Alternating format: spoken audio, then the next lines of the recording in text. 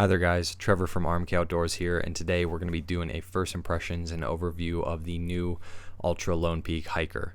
Stay tuned.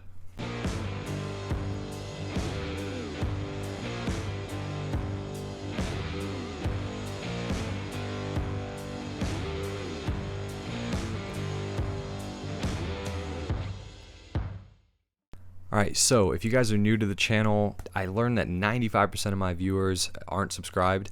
Subscribers really help me out, and we've been growing pretty quick, and I love to see it. So if you guys like this kind of content, hit like or subscribe.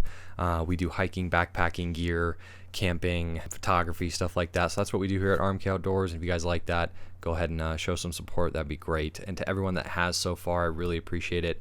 And thank you very much. So this is the Altra Lone Peak hiker.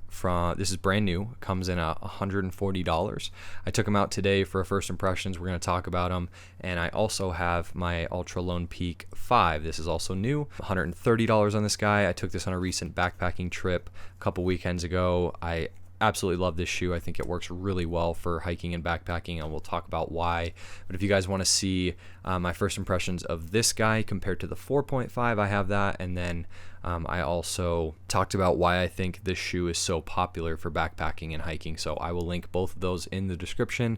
And before we continue, I will also link both of these shoes in the description. If you guys want to pick up a pair of these and you use the link below, I will get a kickback, and that helps support the channel. And I do appreciate everyone that's used my affiliate code so far. So we will get to the first impressions, not a review, although it pretty much turns into a review.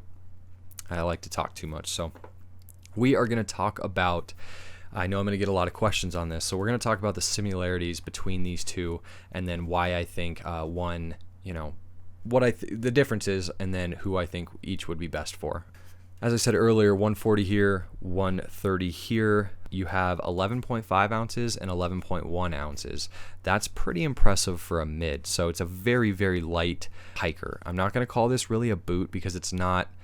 It's not. I don't want you guys to get confused. This is pretty much this shoe with the mid, a little bit different lace and upper material. That's about it. So very, very similar, and this guy is a very lightweight shoe.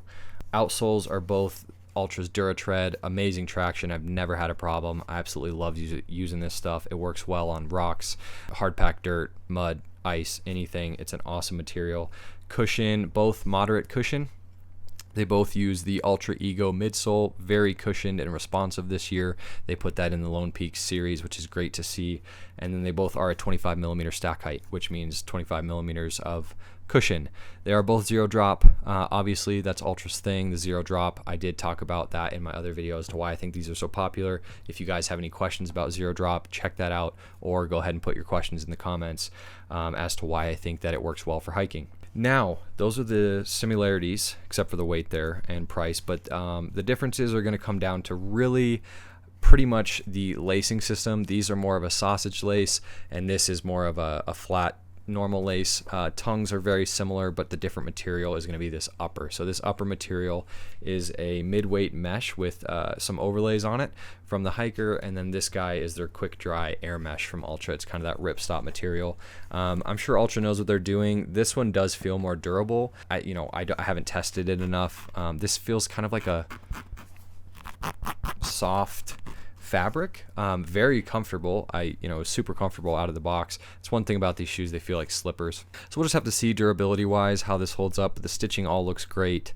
You have a little Ultra tag here, and then the other difference is you have this kind of heel cup here. It's a very small one, but you don't really have that on the Lone Peak. So you get a little bit more structure in the heel here, but not much. They are both very similar. You've got pull tabs on both. So you do have the drainage holes up here on the Lone Peak.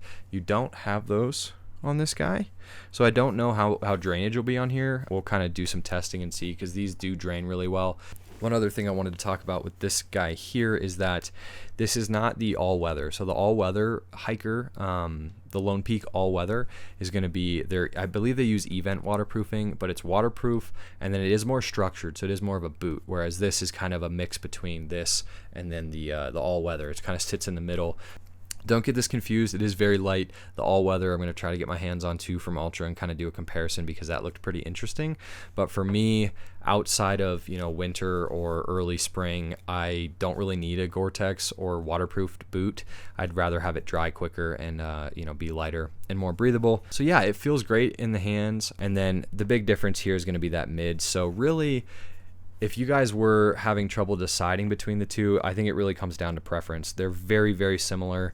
You get a little bit more lockdown on this guy, 4.4 ounces lighter here. So they're, I mean, honestly, this one feels heavier. I don't know, you know, they're the exact same thing pretty much. This one has a little bit more material up top, little different laces.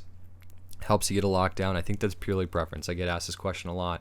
You know, should I get a mid? Is that better? Should I go lower cut? Do I save weight? You're really not saving any weight with these, so it's going to be preference and looks. I mean, if you like the look of kind of just a normal shoe, if you wear pants more and you like the look of the boot so they come down over it and you've got a little bit more protection, I wouldn't say weatherproofing because it's not waterproof, but it's going to be preference, guys. So that's my first impressions before I ramble on for too long. I will be doing a full follow-up review and I will you know, pin that probably to this video when I get that done in the future. But I'm going to take it out some more, really kind of test it. Today was just a quick first impressions, get some B-roll, show you guys how it looked on the foot. And yeah, so if you guys, again, if you guys like this kind of content, hit like or subscribe. That really helps me out. I appreciate all the support. Any questions, put them in the comments. Any tips, whatever you guys want, put them in the comments.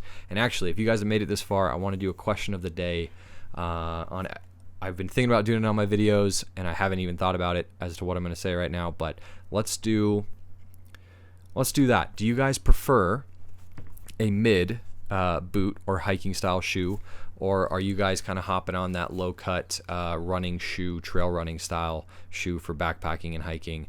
Let me know in the comments. That's the question of the day. See how it works out. All right, guys. That's it. We're going to go enjoy our Sunday. It's beautiful here in Colorado.